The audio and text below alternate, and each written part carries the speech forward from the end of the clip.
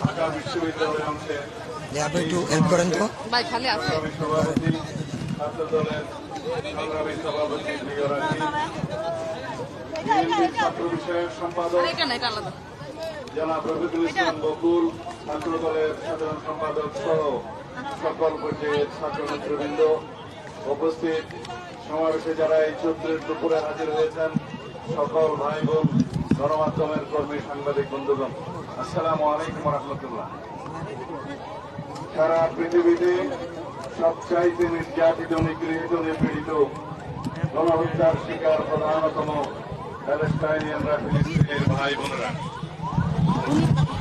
প্রথম বিশ্বযুদ্ধ এবং দ্বিতীয় বিশ্বযুদ্ধ পরবর্তী ইংলো মার্কিন ষড়যন্ত্রের মাধ্যমে ফিলিস্তিন রাষ্ট্রের মধ্যে আশ্রিত এই ইসরায়েলিরা, তারা আজকে যারা মূল অধিবাসী ফিলিস্তিনিদেরকে উচ্ছেদ করে আপন দেশে তাদেরকে পরবাসী বানাচ্ছে। অথচ সারা বিশ্বের মুসলিম বিশ্ব, সারা বিশ্বের পরাশক্তি, তারা আজকে নির্বিকার এই গণহত্যার বিরুদ্ধে। তারা সোচ্চার নয়, এমনকি প্রত্যক্ষ এবং পরোক্ষভাবে এই গণহত্যার মদত যোগাচ্ছে ইংলো মার্কিন বাহিনী।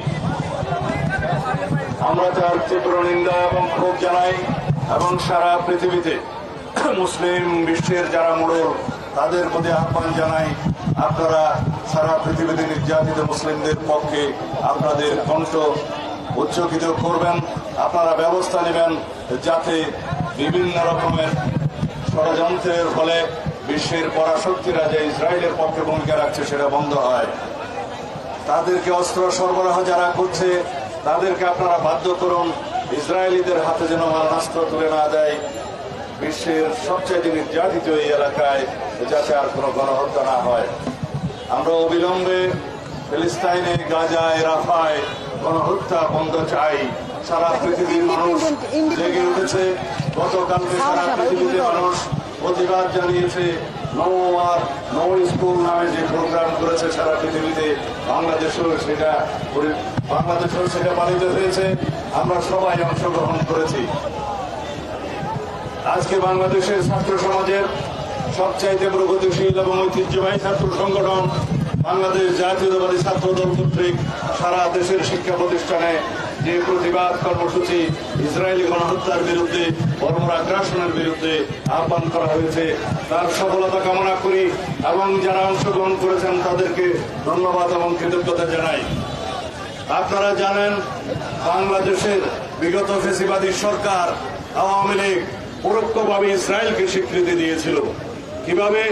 তারা বাংলাদেশের পাসপোর্টে ইসরায়েল ব্যতীত সকল রাষ্ট্র গমনের যে নির্দেশনা ছিল সেখান থেকে ইসরায়েল শব্দটি রিমুভ করে দিয়েছিলেন, প্রত্যাহার করে দিয়েছিলেন। তার মানে দাঁড়ায় তারা ইসরায়েলকে স্বীকৃতি দিয়েছিল। অথচ তারা বাংলাদেশের মুসলমানদের পক্ষে, সারা পৃথিবীর মুসলমানদের পক্ষে মায়া কান্নাও কাঁদত। বাংলাদেশের বিরোধী রাজনৈতিক কর্মী এবং যারা ফ্যাসিবাদের বিরুদ্ধে আন্দোলন করেছে, সকল গণতান্ত্রিক শক্তি, সামাজিক শক্তি সহ দেশের আপামর জনসাধারণের বিরুদ্ধে আড়ি পাতা যন্ত্রের মাধ্যমে যে নির্যাতনের তারা সূচনা করেছিলেন, সেই আড়ি পাতা যন্ত্র পেগাসাস স্পাইওয়ার সেই ইসরায়েল থেকে তারা খরিদ করেছিল এই হাসিনা সরকার। আজকে যেখানেই হাসিনা আশ্রয় নিন না কেন, বাংলাদেশের মানুষ সারা জীবন এই আওয়ামী ফ্যাসিবাদী ইসলাম বিদ্বেষী এই আওয়ামী লীগের বিরুদ্ধে এই ধিক্কার জানিয়েই যাবে যে তারা মুসলিম বিদ্বেষী, ইসলাম বিদ্বেষী, আলেম বিদ্বেষী, সারা পৃথিবীতে ইসরায়েল পন্থীদের সমর্থক ছিল। আমরা পত্রিকান্তরে যে পরিসংখ্যান পেয়েছি, 50 থেকে 60,000-এরও বেশি ফিলিস্তিনবাসী নারী, শিশু সহ যারা হত্যাযজ্ঞের শিকার হয়েছে, প্রকৃতপক্ষে সেই পরিসংখ্যান আরো অনেক বেশি। যারা অপুষ্টিতে ভুগে যে সমস্ত শিশুরা মৃত্যুর মুখোমুখি হচ্ছে, তাদেরকে এই হত্যাকাণ্ডের শিকার হিসেবে গণ্য করতে হবে। যে সমস্ত বৃদ্ধরা খাদ্যের অভাবে, বিভিন্ন চিকিৎসার অভাবে যারা মৃত্যুবরণ করছে, তারাও এই গণহত্যার শিকার। সেই হিসাবে লক্ষ লক্ষ ফিলিস্তিনি ভাই বোনেরা এই বর্বর আগ্রাসন এবং গণহত্যার শিকার হয়েছে। সারা পৃথিবীতে আজকে কণ্ঠ উচ্চারিত হচ্ছে ইসরায়েলের বিরুদ্ধে এবং ইঙ্গো মার্কিন ষড়যন্ত্রের বিরুদ্ধে, যে ইসরায়েলকে যারা মদত দিচ্ছে তাদেরকে সমস্ত মদত বন্ধ করতে হবে এবং ইসরায়েলের সমস্ত পণ্য আমরা বর্জন করব। তার মানে এই না যে আমরা কোনো ব্যবসায়িক প্রতিষ্ঠানে হামলা করব। গতকালকে বাংলাদেশে কিছু স্থাপনায় হামলা হয়েছে, আমরা তার নিন্দা জানাই এবং এখানে আমরা বলতে চাই সরকারের ব্যর্থতা এখানে লক্ষণীয়, আইন শৃঙ্খলা বাহিনীর ব্যর্থতা এখানে লক্ষণীয়। তাদের উচিত ছিল আগের থেকে এখানে সতর্কতা অবলম্বন করা, তাহলে বাংলাদেশের নামে এই বদনামটা আমাদের দিতে হতো না। আমি আপনাদের সামনে আজকে এই মুহূর্তে বিএনপির পক্ষ থেকে একটি ঘোষণা দিতে চাই। আমরা ফিলিস্তিনি জনগণের পক্ষে এই গণহত্যার, ইসরায়েলি গণহত্যার প্রতিবাদে এবং বর্বর আগ্রাসনের প্রতিবাদে বাংলাদেশ জাতীয়তাবাদী দলের পক্ষ থেকে অতি শিগগির সারা বাংলাদেশে এবং কেন্দ্রীয়ভাবে আমরা একটি বৃহৎ কর্মসূচির ঘোষণা করব। আমরা এদেশের সমস্ত জনগণকে আহ্বান জানাই, পৃথিবীর সমস্ত মুসলিম বিশ্বের যারা মোড়ল আছেন তাদেরকে আহ্বান জানাই, যারা পরাশক্তির একটি অংশ যারা মদত দিচ্ছে ইসরায়েলিদেরকে তাদেরকে আহ্বান জানাই, এই মুহূর্ত থেকে গণহত্যা বন্ধ করার জন্য আপনাদের পদক্ষেপ নিতে হবে।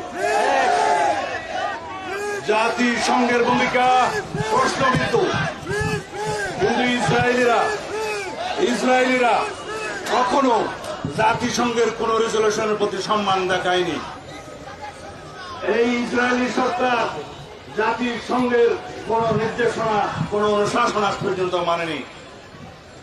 এই পরাশক্তির দুই একটা দেশ তারা সবসময় যখনই ফিলিস্তিনি মুসলমানের পক্ষে জাতিসংঘ রেজলিউশন পাশ করেছে তারা তার বিরুদ্ধে ভেটো প্রয়োগ করেছে, আপনারা সবাই জানেন।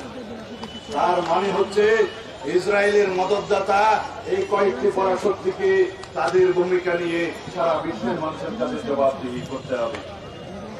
যতদিন পর্যন্ত প্যালেস্টাইন মুক্ত না হবে, যতদিন পর্যন্ত ফিলিস্তিনে গণহত্যা বন্ধ না হবে, যতদিন পর্যন্ত ইসরায়েলি বর্বর আগ্রাসন বন্ধ না হবে, ততদিন পর্যন্ত আমরা অবিরত বাংলাদেশ এবং সারা পৃথিবীর মানুষকে আহ্বান জানাবো। আমরা আমাদের প্রতিবাদ এবং নিন্দা আমাদের জানাতে থাকতেই হবে। এটাই আমাদের এই পর্যন্ত করণীয়ের মধ্যে আছে। আমি এই ৭৪ বরাদ্দ করে আপনারা অনেক কষ্ট করে আমাদের বক্তব্য শোনার জন্য আপনাদের প্রতি সত্যি কৃতজ্ঞতা এবং ধন্যবাদ জানাই। যে সমস্ত ছাত্রছাত্রীরা আজকে এই আয়োজনে অংশগ্রহণ করেছেন, সারা বাংলাদেশে করছেন, তাদের প্রতিও ধন্যবাদ এবং কৃতজ্ঞতা জানাই। আমি এই বলে আমার বক্তব্য শেষ করছি। ধন্যবাদ। বাংলাদেশ জিন্দাবাদ, বাংলাদেশ জাতীয়তাবাদী ছাত্র দল জিন্দাবাদ, বাংলাদেশ জাতীয়তাবাদী দল জিন্দাবাদ। শহীদ জিয়া অমর হোক, বেগম খালেদা জিয়া জিন্দাবাদ। বাংলাদেশের আগামী রাষ্ট্রায়ণ